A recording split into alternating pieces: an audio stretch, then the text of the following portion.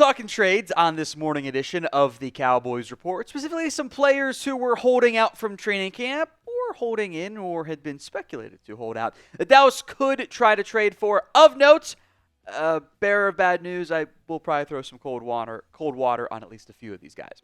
Before we dive into that, we are a little bit behind the 49ers in our June sub battle. We have already overtaken and kind of running away from the Giants, so appreciate that.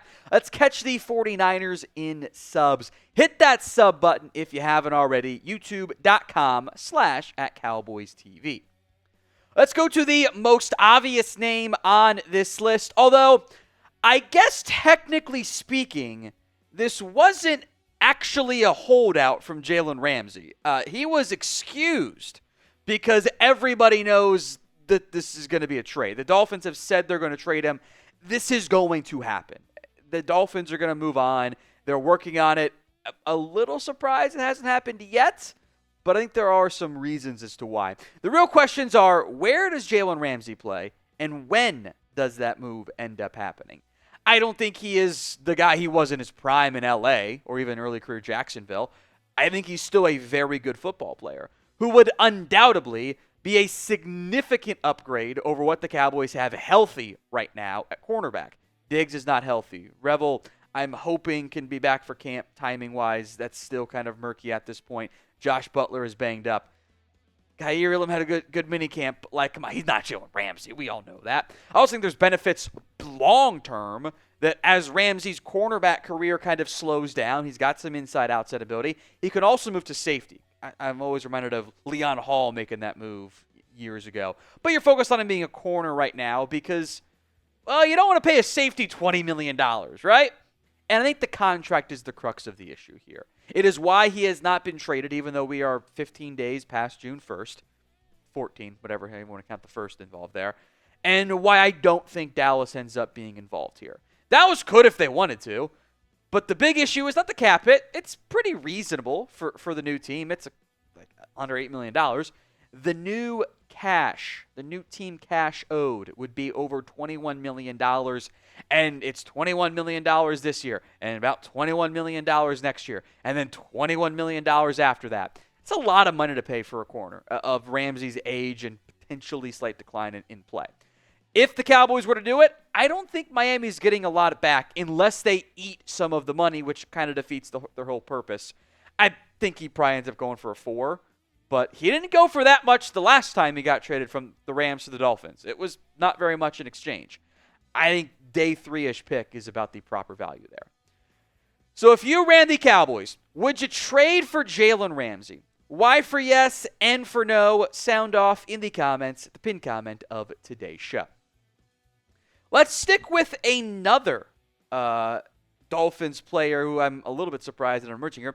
That's Jonnu Smith. Now, he did skip minicamp, or I should say skipped minicamp, amid his desire for a new contract and kind of a weird trade report out of Miami.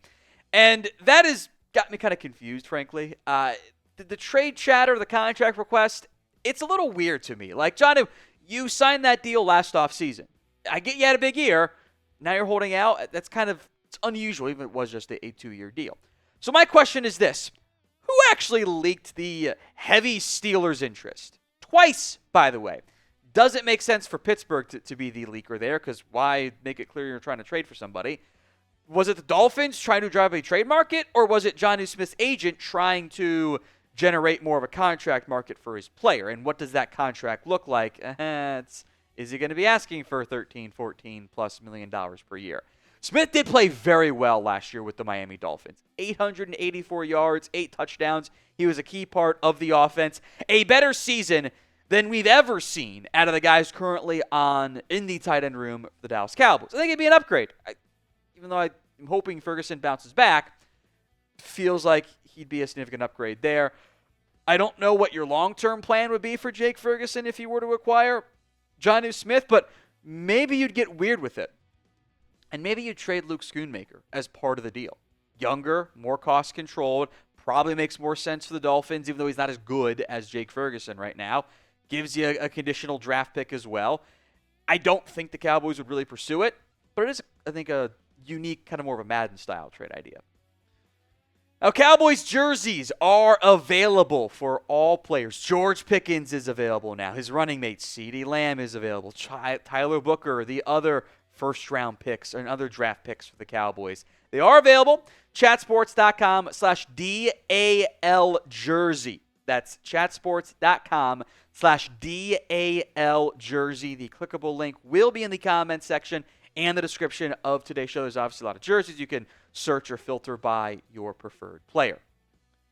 Let's go to the edges. You knew they'd be on here. I think this is not the first time we've done this in general. It's TJ Watt. And he is looking for a massive, probably record-setting contract. TJ Watt is skipped minicamp again. Now, Watt's last contract also kind of ran an issue with Pittsburgh. They didn't get that deal done until the eve of the season. They got it done late, kind of like the Burrow-Bengals deal happened years ago.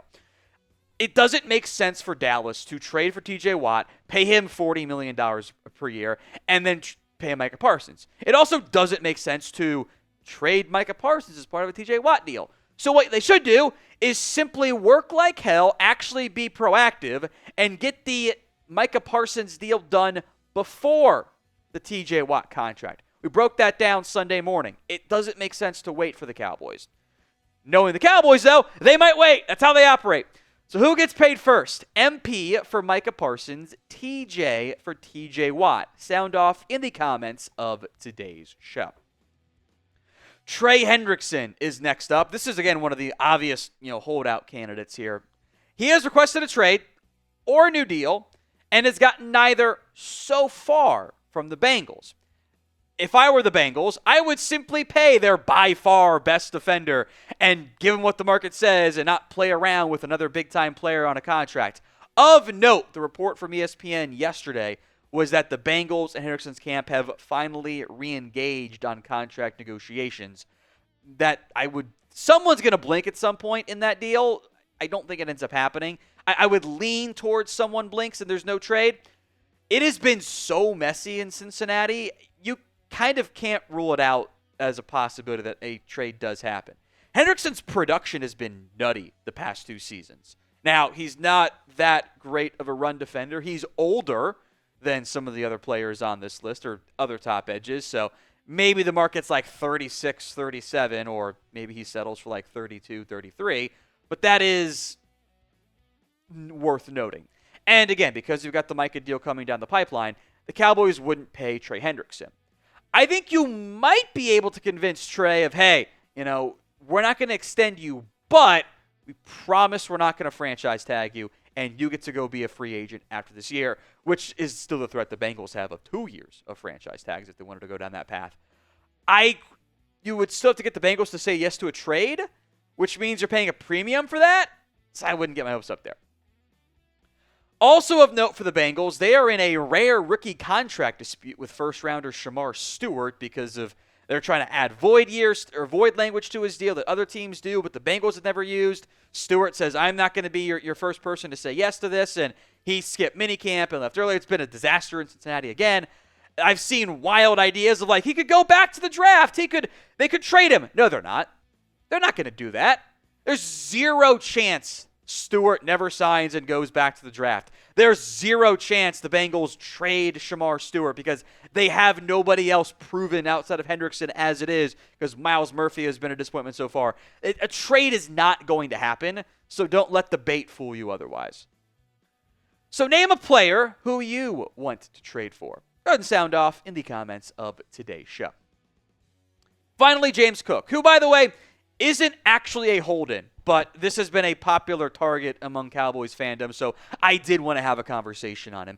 James Cook reported to Bill's minicamp, even did some drills, by the way. This is not even a hold-in situation.